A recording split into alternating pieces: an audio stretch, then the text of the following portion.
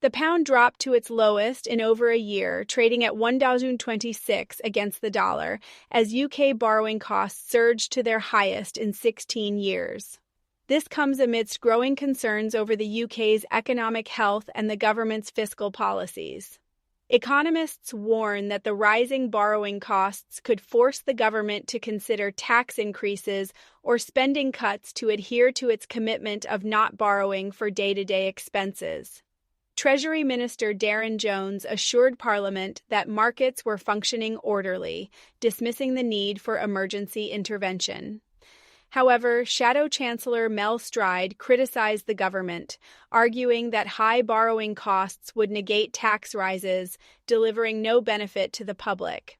Borrowing costs have risen due to a combination of global economic factors and domestic challenges.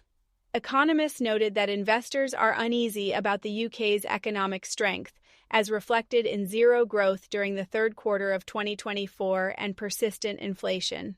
Mohamed El Arian, chief economic advisor at Allianz, emphasized that higher interest on government debt would consume more tax revenue, potentially slowing economic growth and requiring either increased taxes or deeper spending cuts. The global context also influences the UK's situation, with rising borrowing costs observed in the US due to inflation fears.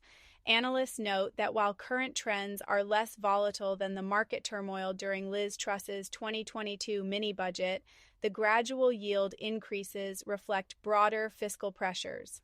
Deputy Bank of England Governor Sarah Breeden acknowledged the situation, stating that movements in the bond market remain orderly but require monitoring.